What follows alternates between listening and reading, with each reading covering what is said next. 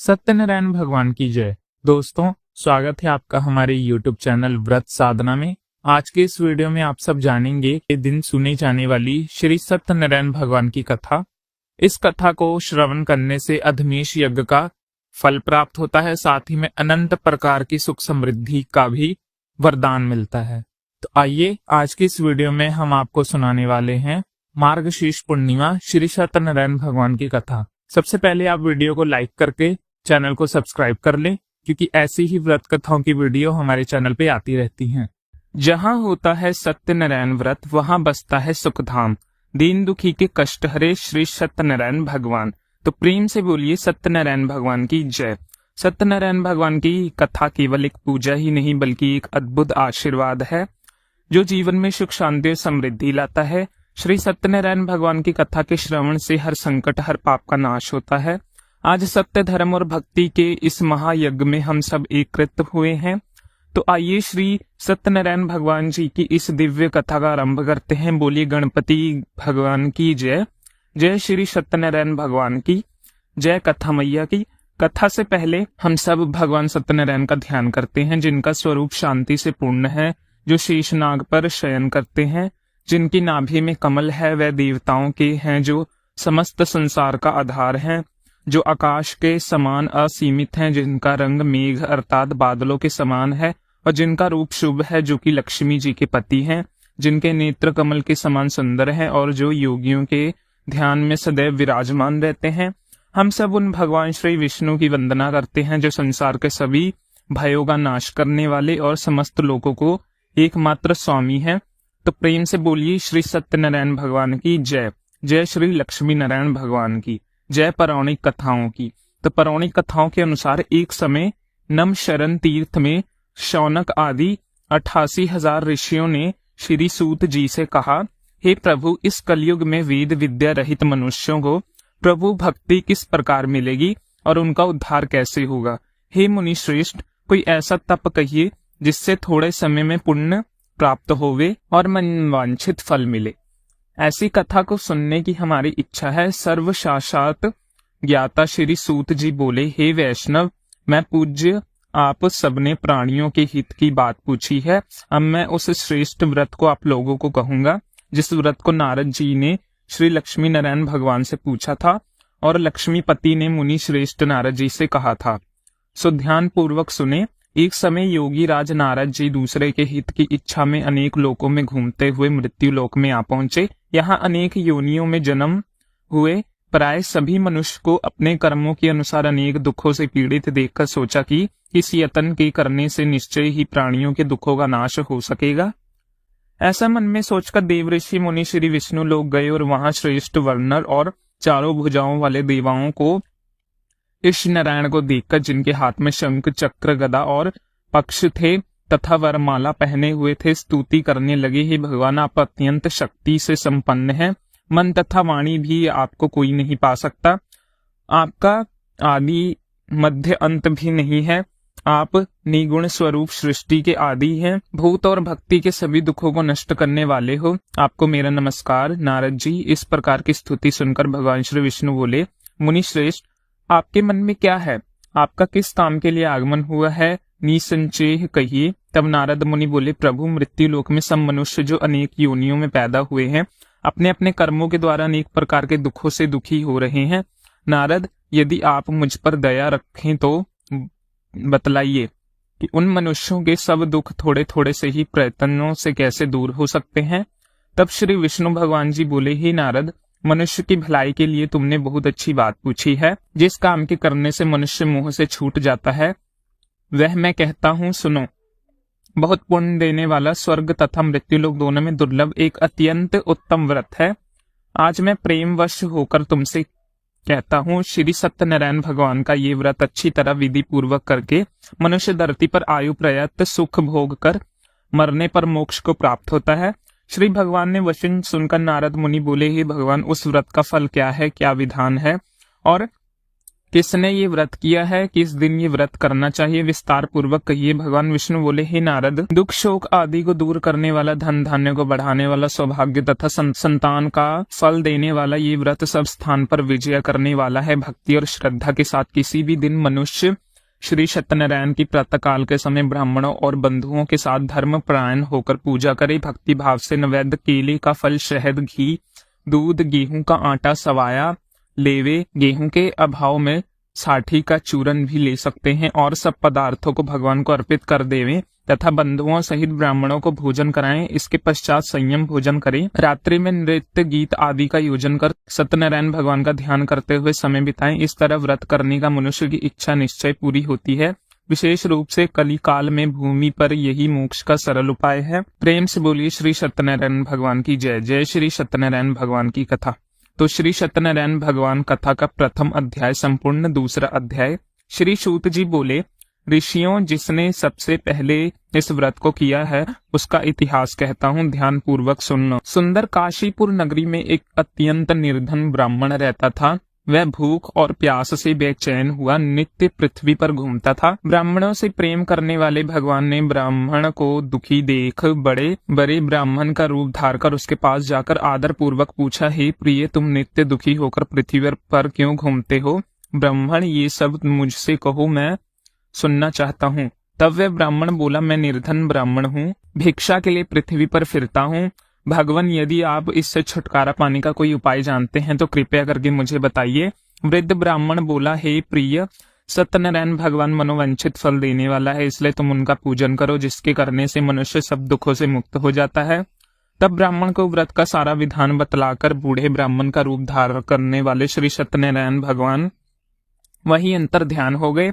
जिस व्रत को वृद्ध ब्राह्मण ने बतलाया था, मैं उसका वश करूंगा, ये निश्चय करके उसने रात भर नींद नहीं आई। सवेरे उठकर सत्यनारायण भगवान के व्रत का निश्चय कर वह भिक्षा के लिए चला गया। उस दिन उसको भिक्षा में बहुत सारा धन मिला, जिससे बंधु बांधव के साथ उसने सत्यनारायण भगवान का व्रत किया। वह ब्राह्मण सब दुखी से छूटकर अनेक प्रकार की संपत्तियों से युक्त हुआ। उस समय से वह ब्राह्मण हर मास व्रत करने लगा। इस तरह सत्यनारायण भगवान के व्रत को जो भी करेगा वह मनुष्य सब दुखों से छूट जाएगा। इस तरह नारद जी से सत्यनारायण भगवान का कहा हुआ, ये व्रत मैंने तुमसे कहा। और तब ऋषिगण बोले, हे मुनिवर, संसार में इस ब्राह्मण से सुनकर किस किसने इस व्रत को किया, हम सब भी सुनना चाहते हैं।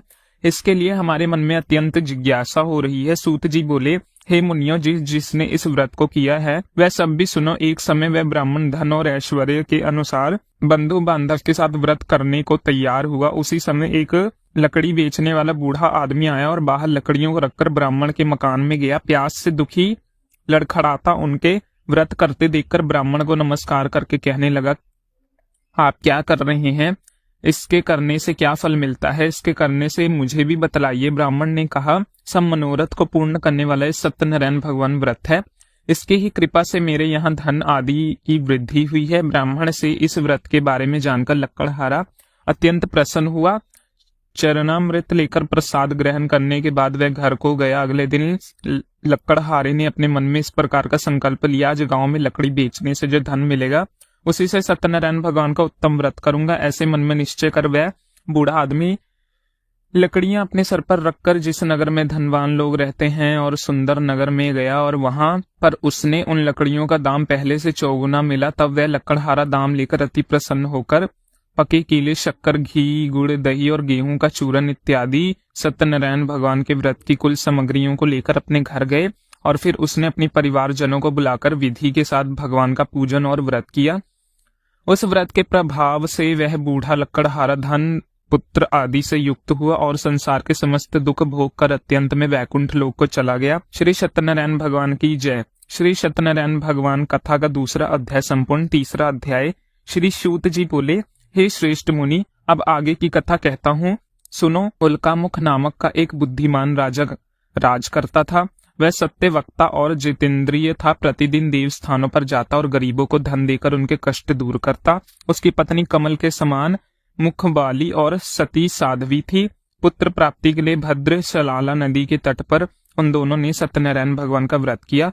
उस समय वहां एक साधु नामक वैश्य आया उसके पास व्यापार के लिए बहुत सारा धन था। वह नाव को किनारे पर ठहराकर राजा के पास आ गया और राजा को व्रत करते देखकर विनय के साथ पूछने लगा, राजन, भक्ति युक्त चित्त से आप क्या कर रहे हैं? मेरी सुनने की इच्छा है, आप मुझे ये बतलाएं। तब राजा बोले, हे वैश्व, आपने बांधव के साथ पुत्र आदि की प्राप्ति के लिए मैं यहाँ शक्तिमान सत्यनारायण भगवान का व्रत और पूजन मैं कर रहा हूँ। राजा के वचन सुनकर साधु आदर से बोला, हे राजन, मुझे भी इसका सब विधि विधान कहो, मैं भी इसी के अनुसार इस व्रत को अवश्य करूंगा।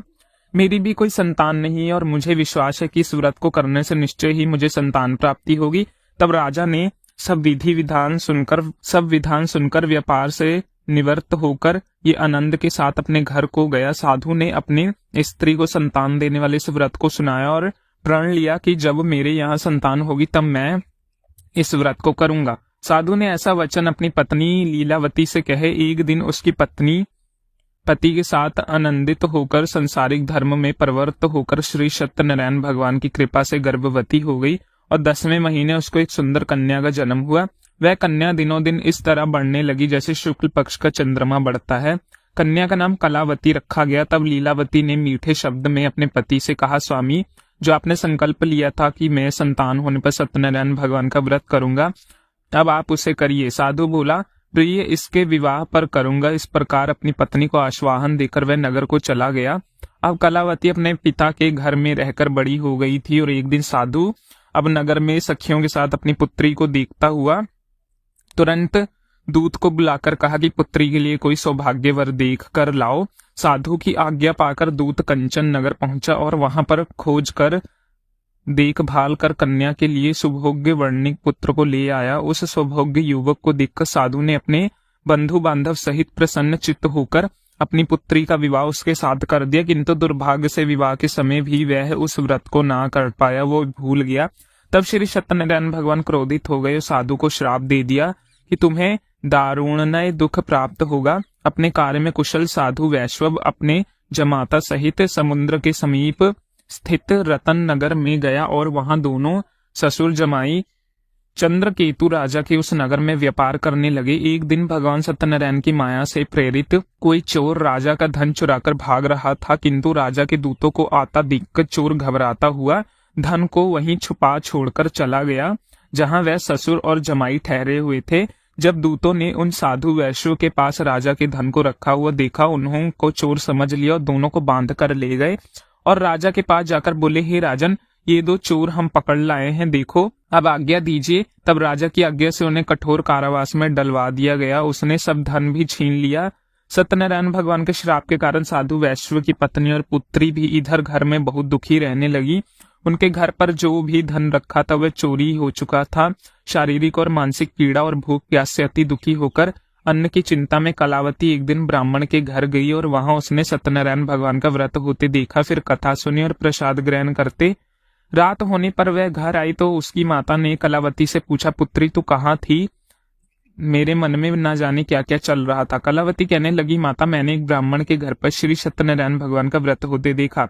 कन्या के ऐसे वचन सुनकर लीलावती भगवान के पूजन की तैयारी करने लगी। लीलावती ने परिवार और बंधु सहित श्री सत्यनारायण भगवान का पूजन किया और वर मांगने की मेरे पति और दामाद शीघ्र घर आ जाए। साथ ही प्रार्थना की कि हम सबका अपराध क्षमा करो। सत्यनारायण भगवान इस व्रत में संतुष्ट हो गए और राजा चंद्रकेतु को स्पर्श में दर्शन देकर कहा, हे राजन, तुमने जिन दिनों वैश्व को बंदी बना रखा है वह निर्दोष हैं, उन्हें प्रातः ही छोड़ दो और उनका सब धन जो तुमने ले लिया है उन्हें वापस लौटा दो, नहीं तो मैं तेरा धन, राज्य, पुत्र आदि सब नष्ट कर दूंगा। राजा को ऐसे वचन कहकर भगवान अंतर ध्यान हो गए। प्रातःकाल राजा चंद्रकेतु ने सभा में सरपय सुनाया। फिर दोनों वणिक पुत्रों को कैद से मुक्त कर सभा में बुलाया। दोनों को आते ही राजा को नमस्कार किया। राजा मीठे वचन से बोला, मनुभावी, तुम दववश ऐसा कठिन दुख प्राप्त हुआ है, अब तुम्हें कोई भय नहीं। ऐसा कहकर राजा ने उनको नए नए वस्त्र आभूषण पहनाए और जितना धन लिया था उससे 2 गुना धन देकर आदर सहित विदा कर दिया। वह दोनों वैश्व अपने घर को चल दिए। सत्यनारायण भगवान की जय। श्री सत्यनारायण व्रत का 3रा अध्याय पूर्ण। 4था अध्याय। श्री सूत जी बोले, साधु बनिया मंगलचार्य कर और ब्राह्मणों को धन देकर अपनी नगरी के लिए चल पड़ा। साधु के कुछ देर दूर जाने पर इधर भगवान सत्यनारायण की उसकी सत्या की परीक्षा लेने के विषय में जिज्ञासा हुई और वह एक डंडी का वेश बनाकर उस बनिए के सामने गए और उससे, साधो तुम्हारी नाव में क्या भरा है? तब धन के मध्य में चूर दोनों महाजनों ने अवहेलवान पूर्वक हंसते हुए कहा, दंडी सन्यासी क्यों पूछ रहे हो? क्या कुछ मुद्रा लेने की इच्छा है? हमारी नाव में तो लता और पत्ते आदि भरे हैं। उनकी निष्ठुर वाणी सुनकर दंडी वेश भारी भगवान बोले, तुम्हारी बात सच हो जाए। ऐसा कहकर दंडी सन्यासी के रूप को धारण किए हुए भगवान कुछ दूर जाकर समुद्र के समीप बैठ गए। इधर दंडी के चले जाने पर नित्य क्रिया करने के बाद उतराई हुई यानी जल में ऊपर की ओर उठी हुई नौका को देखकर साधु अत्यंत आश्चर्य में पड़ गया और नाव में लता और पत्ते आदि देखकर मूर्छित होकर पृथ्वी पर गिर पड़ा। होश आने पर वार्णिक पुत्र चिंतित हो गया और उसके दामाद ने इस प्रकार कहा कि पिताजी आप शोक क्यों करते हैं? दंडी ने शाप दिया था, इस स्थिति में वही चाहे तो सब कुछ कर सकते हैं, इससे संचय नहीं, उन्हीं की शरण में हमको चलना चाहिए और वह मन की इच्छा पूर्ण होगी। दामाद की बात सुनकर वह साधु बनिया उसके पास गया और वहां डंडी को देखकर उसने भक्ति पूर्वक उन्हें प्रणाम किया तथा आदर पूर्वक कहने लगे कि आपके सुख सब मैंने जो कुछ कहा उसे अत्यस्त भाषण रूप अपराध किया है, आप कृपया कर उस अपराध को क्षमा कर दीजिए। ऐसा कहकर बार बार प्रणाम करके वह महान शोक से व्याकुल हो गया। दंडी ने उस बनिया को रोता हुआ देखकर कहा, मूर्ख रो मत, मेरी बात सुनो। मेरी पूजा से उदासीन होने के कारण तथा मेरी आज्ञा से ही तुमने बार बार दुख प्राप्त किए हैं। भगवान की ऐसी वाणी सुनकर वह उनकी स्तुति करने लगा। साधु ने कहा, प्रभु ये आश्चर्य की बात है कि आपकी माया से मोहित होने के कारण ब्रह्म देवी आपके गुणों से रूपों को यथावत रूप से नहीं जान पाते, फिर मैं मूर्ख आपकी माया से मोहित होने के कारण भला कैसे जान सकता हूँ? प्रभु आप मुझ पर कृपा कीजिए और मुझ पर प्रसन्न होइए। मैं धन संपत्ति के अनुसार आपकी पूजा करूंगा और आपकी शरण में मेरा जो नौका में स्थित पूरा धन था उसकी मैं रक्षा करें। उस बनिए की भक्ति युक्त वाणी सुनकर भगवान जनार्दन संतुष्ट हुए और वहां जनार्दन उसे अभिष्ट वरदान कर वही अंतर ध्यान हो गए। इसके बाद वह साधु अपनी नौका में चढ़ा और उस धन धान्य से भरी हुई देखकर भगवान सत्यदेव की कृपा से हमारा मनोरथ सफल हो गया, ऐसा कहके सर्वजनों के साथ उसने भगवान विधिवत पूजा की। भगवान श्री सत्यनारायण की कृपा से वह आनंद पूर्वक से प्रतिपूर्ण हो गया। नाव को प्रत्येक पूर्वक संभालकर उसने अपने देश के लिए प्रस्थान किया। साधु बनिए ने अपने दामाद से कहा, नगरी दिखाई दे रही है। उसने अपने धन के रक्षक दूत को अपने आने का समाचार देने के लिए अपनी नगरी में भेजा। उसके बाद उस दूत ने नगरी में जाकर साधु की पत्नी का हाथ जोड़कर प्रणाम किया। उसके लिए अभिष्ट बात की श्रेष्ठ जी अपने दामाद और बंधु वर्ग के साथ बहुत सारे धन से संपन्न होकर नगरी के निकट पधार गए हैं। दूत के मुख के ये बात सुनकर अत्यंत आनंदित हुई साध्वी ने श्री सत्यनारायण पूजा करके अपने पति पुत्री से कहा, पुत्री मैं साधु के दर्शन करने के लिए जा रही हूँ, तुम भी जल्दी आना। माता के ऐसे वचन सुनकर व्रत को समाप्त करके प्रसाद का परित्याग करके कलावती भी अपने पति का दर्शन करने के लिए चल पड़ी। इसके बाद भगवान श्री सत्यनारायण रट हो गए और उन्हें उसके पति को तथा नौका को धन के साथ हरण करके जल में डुबा दिया। इसके बाद कलावती कन्या अपने पति को ना देखकर महान शोक से रिदून करती हुई पृथ्वी पर गिर पड़ी। नाव का दर्शन और कन्या को अत्यंत दुखी देखकर भयभीत मन से साधु बनिए ने ये सोचा, ये क्या आश्चर्य हो गया। नाव का संचालन करने वाले भी सभी चिंतित हो गए। इसके बाद वह लीलावती भी कन्या को देखकर दुखी से व्याकुल हो गई और अत्यंत दुखी से विलाप करते हुए अपने पति को इस प्रकार बोली, स्वामी अभी अभी नौका के साथ वह अध्यक्ष का कैसे हो गए, न जाने किस देवता की अपेक्षा है वह नौका हरण कर ली गई या फिर श्री सत्यनारायण के महात्म में भला कौन जान सकता है। ऐसा कहकर वह अपने परिवार जनों के साथ विलाप करने लगी और कलावती कन्या को गोद में लेकर रोने लगी। कलावती भी अपनी पति के नष्ट हो जाने पर दुखी हो गई। पति की पादुका लेकर उसने अनुगमन करने के लिए उसके मन में निश्चय किया कि कन्या के इस प्रकार के आश्चर्य को देखकर पत्नी सहित वह धर्म के साधु बनिया अत्यंत शोक व्याकुल हो गई और सोचने लगा, ये तो भगवान सत्यनारायण ने ये अपहरण किया है या फिर हम सभी भगवान सत्यदेव की माया से मोहित हो गए हैं। उस धन की शक्ति के अनुसार मैं भगवान श्री सत्यनारायण की पूजा करूंगा।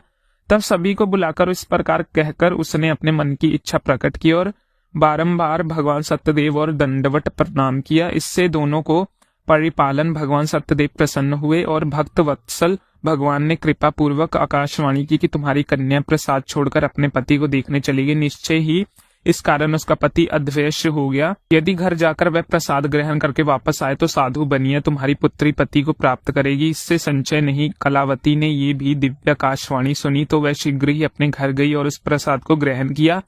वापस आकर उसने अपने परिवारजनों और अपने पति को भी देखा। तब कलावती कन्या ने अपने पिता से कहा कि पिताजी, अब तो घर चलिए, देरी क्यों कर रहे हैं। कन्या की बात सुनकर वर्णिक पुत्र संतुष्ट हो गए। विधि विधान से भगवान सत्यनारायण का पूजा करके धन तथा बंधु बांधव के साथ अपने घर को गया। इसके बाद पूर्णिमा और संक्रांति पर्वों पे भगवान सत्यनारायण का पूजा करते हुए इस लोक में सुख भोग कर अंत में वह सत्यपुर वैकुंठ लोक को चला गया। प्रेम से बोलिए श्री सत्यनारायण भगवान की जय।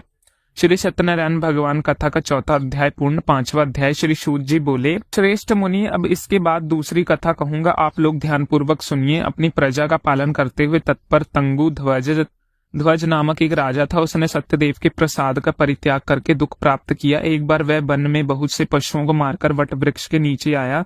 वहां उसने देखा कि गोप गण बंधु बांधव के साथ संतुष्ट होकर भक्ति पूर्वक भगवान सत्यदेव की पूजा कर रहे हैं। राजा ये देखकर भी अहंकार वश ना हुआ तो वह वहां गया और उनसे कहा, भगवान सत्यनारायण को प्रणाम ही किया। पूजन के बाद सभी उपकरण भगवान का प्रसाद राजा के समीप रखकर वहां से लौट आए और इच्छा अनुसार उन सभी ने भगवान का प्रसाद ग्रहण किया। इधर राजा को प्रसाद का परित्याग करने से बड़ा दुख मिला। उसका संपूर्ण धन्य धान्य और सभी 100 पुत्र नष्ट हो गए। राजा से मन में ये निश्चय किया कि अवश्य ही भगवान सत्यनारायण ने मेरा नाश कर दिया, इसके लिए मुझे वहां जाना चाहिए जहां श्री सत्यनारायण का पूजन हो रहा है। ऐसा मन में निश्चय करके गोप गणों के समीप वहां चले गए। भक्ति श्रद्धा से युक्त होकर विधि पूर्वक भगवान सत्यदेव की पूजा की। भगवान सत्यदेव की कृपा से वह पुण्य धन और पुत्रों से संपन्न हो गया। इसके बाद वह लोक में सुखी और उपभोग के अंत में सत्यपुर वैकुंठ लोक को प्राप्त हुआ। सूत जी कहते हैं कि जो व्यक्ति इस परम दुर्लभ श्री सत्यनारायण जी के व्रत को करता है, परम तथा फल प्रदायनी भगवान की कथा को भक्ति युक्त होकर सुनता है, उसे भगवान सत्यनारायण की कृपा से धन धान आदि की प्राप्ति होती। दरिद्रता धनवान हो जाता है। बंधन में पड़ा हुआ बंधन से मुक्त हो जाता है। डरा हुआ व्यक्ति मय मुक्त हो जाता है। सत्य बात है, संचय नहीं है। इस लोक में सभी इच्छुत फल के भोग कर अंत में सत्यपुर वैकुंठ लोक चला जाता है। ब्राह्मणों के इस प्रकार मैंने लोगों से भगवान सत्यनारायण के व्रत को कहा, जिससे करके मनुष्य सभी दुखों से मुक्त हो जाते हैं। कलयुग में तो भगवान सत्यदेव की पूजा विशेष फल प्रदायनी होती है। भगवान विष्णु के कुछ ही लोग काल, कुछ लोग सत्य, कुछ लोग ईश और कुछ लोग सत्यदेव तथा दूसरे लोग सत्यनारायण नाम से कहेंगे। उनके रूप धारण करके भगवान सत्यनारायण सभी का मनोरथ सिद्ध करते हैं। कलयुग में संतान भगवान विष्णु ही सत्यव्रत रूप धारण करके सभी के मनोरथ को पूर्ण करने वाले होंगे। श्रेष्ठ मुनिये, जो भी व्यक्ति नित्य भगवान सत्यनारायण जी की व्रत कथा को पढ़ता है, सुनता है, भगवान सत्यनारायण की कृपा उसे सभी पापों से नष्ट कर देती है। मुनिवर, पूर्व काल में जिन लोगों ने सत्यनारायण के व्रत किया था, अगले जन्म में वृतांत करता हूँ। लोग सुनिए। महान प्रजा संपन्न शतानंद नाम के ब्राह्मण सत्यनारायण व्रत करने के प्रभाव से दूसरे जन्म में सुदामा नामक ब्राह्मण हुए। उस जन्म में भगवान श्री कृष्ण का ध्यान करके उनको मोक्ष प्राप्ति हुई। लक्कड़हारा भील गुहो का राजा हुआ और अगले जन्म में उसको भगवान श्री राम जी की सेवा करके मोक्ष प्राप्त किया। महाराजा उल्का मुख दूसरे जन्म में राजा दशरथ हुए, जिनको श्री रंगनाथ जी की पूजा करने अंत में वैकुंठ प्राप्त हुआ। इस प्रकार धार्मिक और सत्यव्रत साधु पिछले जन्म के सत्यव्रत के प्रभाव से अपने दूसरे जन्म में मोरध्वज नामक राजा हुआ और उसके आर्य की चक्र के अपने पुत्र की आधी देह भगवान श्री विष्णु को अर्पित कर मोक्ष प्राप्त किया। महाराजा तंगु ध्वज जमांतर में संयमभू मनु हुए और भगवत संबंधित संपूर्ण कार्यों का अनुष्ठान करके वैकुंठ लोक को प्राप्त हुआ। जो गोप गण थे वह जमांतर में ब्रजमंडल में निवास करने वाले हुए और सभी राक्षसों का संहार करके उन्होंने भगवान का साक्षात धाम गोलोक प्राप्त किया। तो प्रेम से बोलिए श्री सत्यनारायण भगवान की जय। जय श्री लक्ष्मी नारायण भगवान की जय। श्री सत्यनारायण भगवान की। कथा का 5वां अध्याय संपूर्ण। इसी के साथ कथा समाप्त होती है।